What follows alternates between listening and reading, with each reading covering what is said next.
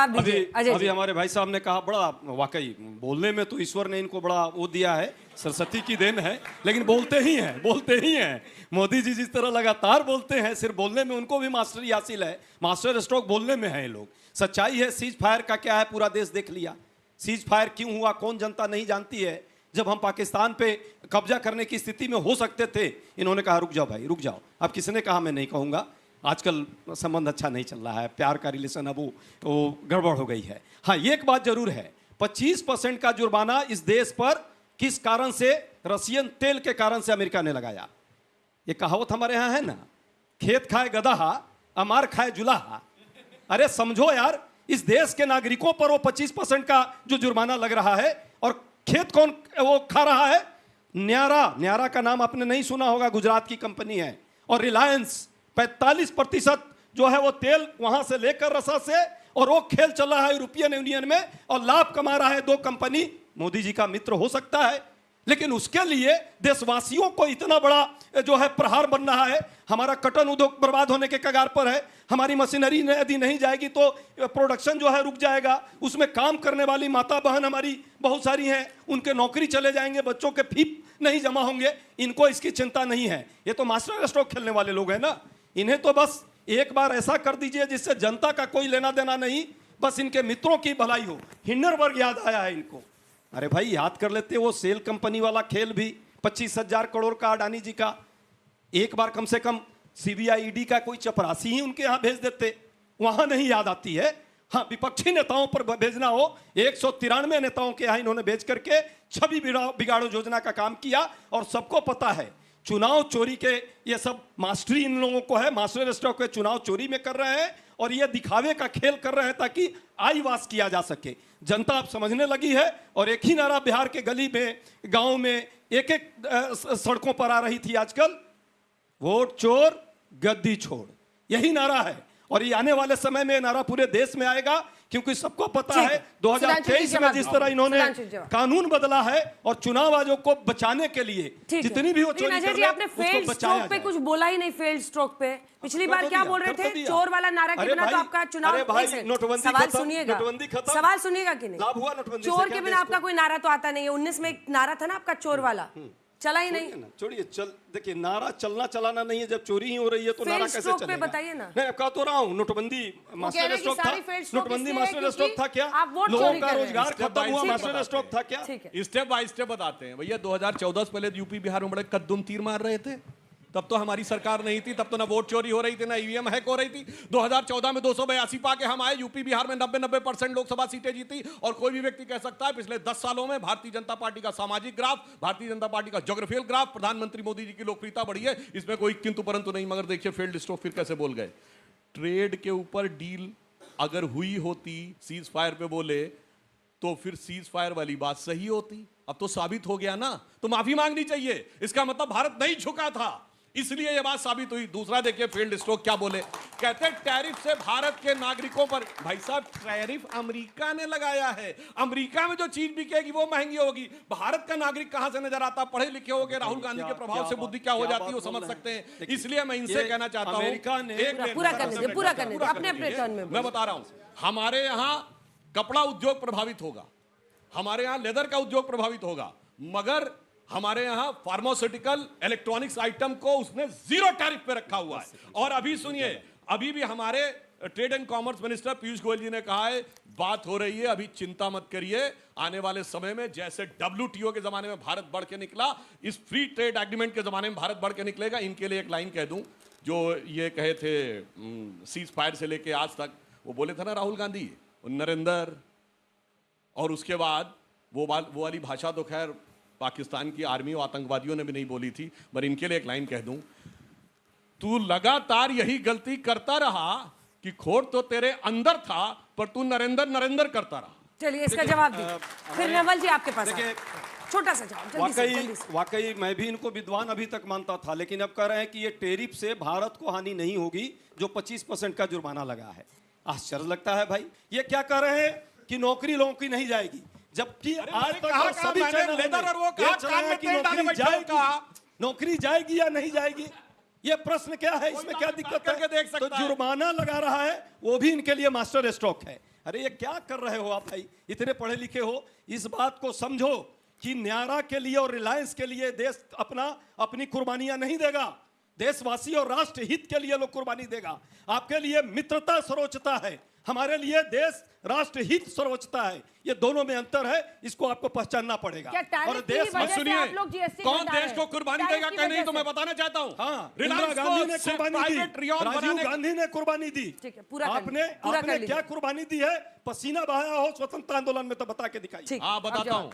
और क्या टैरिफ की ही वजह से आपने जीएसटी में अब सुनिए, घटाव किया? 2014 से पहले जिनका नाम ले रहे हैं वो लोग क्या करते थे आपके दौरे हुकूमत में? वो क्या गुमटी लगाते थे?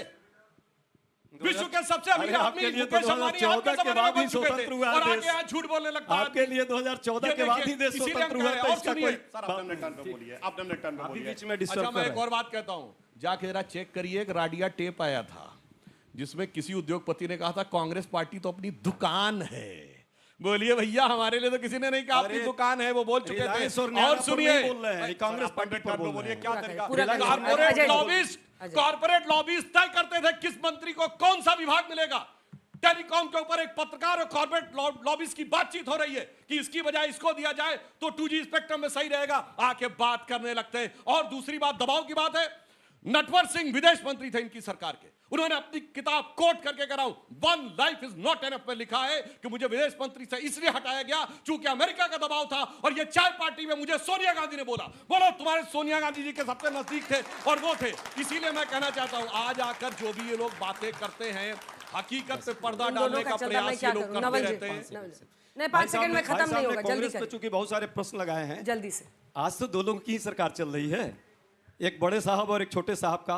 कुछ पूछता है किसी मंत्री को, कौन है कॉमर्स मिनिस्टर, जरा यहाँ बता दीजिए आप लोग, कौन है? रेल मंत्री को तो जान गया है क्योंकि रील बनाने में बहुत व्यस्त है। बाकी जगह कौन है इस देश में?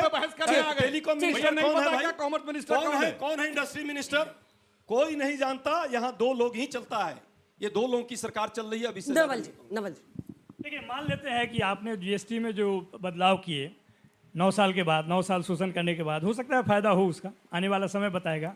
क्या बिहार की स्थिति सुधरेगी उससे? नौकरी, रोजगार, निवेश, ये क्या वहाँ पे होने जा रहा है? अभी तक तो आपने जिसका चर्चा मुख्य प्रधानमंत्री अपने भाषण में किए कि यहीं के चीनी मिल को खोलेंगे और यहीं का चाय पियेंगे, कई बार गए, चुनाव की बात किए, कहाँ वो चाय का वो शुगर फैक्ट्री खोली और कहाँ चाय पी पाए? चाय तो अरविंद जी, इसका जवाब तो देना होगा। वो वैलिड क्यों नहीं? एक सेकंड, चूंकि आप वहां पर निवेश नहीं ला पाए, आप वहां पर विकास दर नहीं बढ़ा पाए बिहार का। अरे इससे बड़ा मुद्दा है, पलायन खत्म हो गया, विकास की गंगा बह रही है। अरे क्या बात करते हैं वाजपेयी जी? अभी बिहारी है, उससे क्या होता है? का सवाल पलायन करने की नहीं कर रहे लोग? क्या बोला आज? अरे पलायन करने की नहीं, क्या बोला? पलायन पे बोलिए सर, बेरोजगारी पे बोलिए। से तुलना की गई, पलायन, बेरोजगारी, निवेश, इस पे नहीं बात करेंगे। पलायन पर जवाब नहीं देना तो जीएसटी में दाम घटाओ। पिछले 2 साल में 2 करोड़ लोग रुके हैं पलायन से, ये किसकी उपलब्धि है? अभी 3 करोड़ ऑफिशियल डेटा है कि पलायन है, बाहर है। इनकी क्या उपलब्धि है? बिहारियों का हमारी उपलब्धि आपको दिखा 17 महीने में। प्रधानमंत्री की मां को गाली देने की इजाजत दी जाएगी। किसने गाली दिया? चिराग बाबू की माताश्री को, अरे किसने गाली दिया? ने जब भाषण दे रहे थे, आप चिल्ला कर बोलिए कि हमको गाली दिया, तो आप कंडीशनल माफी क्या, अनकंडीशनल क्या? आपके पास कोई उपलब्धि बताने को नहीं है। पलायन तो रुका है, मैंने बताया ना, रुक गया, पलायन रुका है। 3 करोड़ अभी भी पिछले 3 साल कितने बच्चे बिहार के? हाथ उठाओ, हाथ उठाओ, देखिए अब बताइए।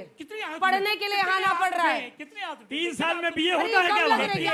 अरे 3 साल में ग्रेजुएशन होता है? अंजना एक सवाल पूछ लीजिए, 3 साल में ग्रेजुएशन होता है क्या? वो बता दीजिए। केवल प्रो इनकम्बेंसी है, एंटी इनकम्बेंसी नहीं है। जवाब और इसलिए एक बार नवल जी बोलिए। आप केवल देखिए, शिक्षा पे अभी बात कर रहे थे, शिक्षा पे बात नहीं होगा। सुनिए तो पहले, शिक्षा पे बात करते हैं। अभी भी विश्वविद्यालय में 3 साल पे ग्रेजुएशन होता है, पता कर लीजिए। अभी भी आपने क्या किया है 20 साल में, पता चल जाएगा। 10 पौने 4 साल में हो रहा है, जाके पता जाके चेक। क्या असल मुद्दे हावी ना रहे, जो कि पलायन का मुद्दा है, अन्य मुद्दे हैं, रोजगार का मुद्दा है? असल मुद्दा ये है कि यदि बिहार का कोई व्यक्ति, मेहनत कश व्यक्ति जाकर दूसरे राज्य में काम करता है, उसका ऐसा भीषण अपमान किया जाता है।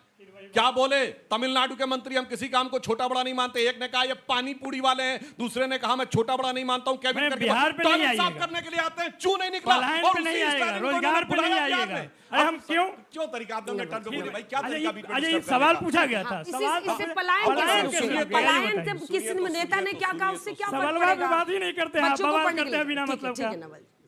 बवाल हिम्मत नहीं हुई, बल्कि उसको बुला के हिम्मत तो अरे नेवाल जी प्लीज, आप मैं आपको मौका दूंगी, हाथ रख लीजिए। अब सुनिए, रेवंत रेड्डी ने सीधे नाम लेके कहा कि बिहार के कुर्मियों का नाम लेके कहा कि उनके डीएनए से तेलंगाना का डीएनए अच्छा, उसको बुलाया। अरे बुलाया क्या इन दोनों लोगों को, ये बताइए। आज अरे 3 बार बोले कि नहीं, बस जो बिहार शब्द विहार से आया है, बौद्ध विहार से आया है, उसको बी से बीडी से अटैच कर दिया। उसके बाद चू नहीं निकलती है, उनको बुला के सामने बैठाते। क्यों? तेजस्वी जी को चाहिए शायद यही लोग मिलके मुझको सीएम डिक्लेयर करवा दें। इसलिए इनके लिए एक लाइन कहना चाहता हूं कि शाम तक सुबह की नजरों से उतर जाते हैं, इस कदर समझौते पे जीते हैं कि जमीर ही मर जाते हैं। बिहार का जमीर मर गया। आपकी जमीन खत्म हो रही है, कैसे रुकेगा सर? लेकिन पलायन पे नहीं बोले सुधांशु जी, बहुत अच्छा बोले। पलायन पे नहीं बोले, बेरोजगारी पे नहीं बोले।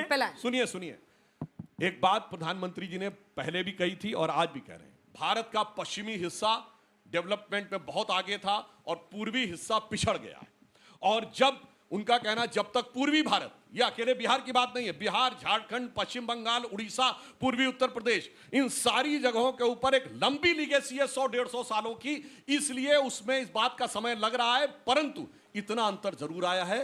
अब बिहार में चुनाव के दौरान हिंसा, बूथ लूटना और मतपेटियां लूटना, मशीनें लूट लेते हैं तो सिर्फ बंगाल में होती है। वक्त समाप्त हो रहा है, दो लाइन का नवल जी, 2 लाइन। देखिए एकदम अभी तक सुधांशु जी ने कोई जवाब नहीं दिया। आपने 5 लाख नौकरी 17 साल में रोक कर क्यों रखा था? जो कि तेजस्वी 5 लाख नौकरी क्यों रोका था?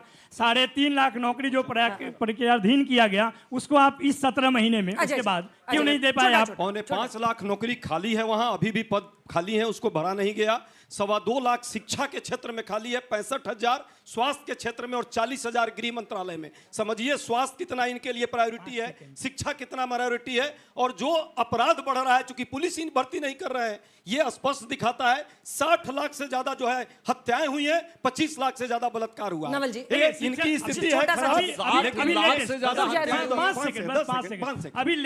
एक सिर्फ जो एक कहावत है ना, हालत तो खराब है, लेकिन हमारे यहाँ एक बड़ा अच्छा कहावत है, जिंदगी झंड बा फिर भी घमंड बा। तो वही लास्ट 5 सेकंड। देखिए अभी हाल फिलहाल की बात है, 5 सेकंड बोला। बस 5।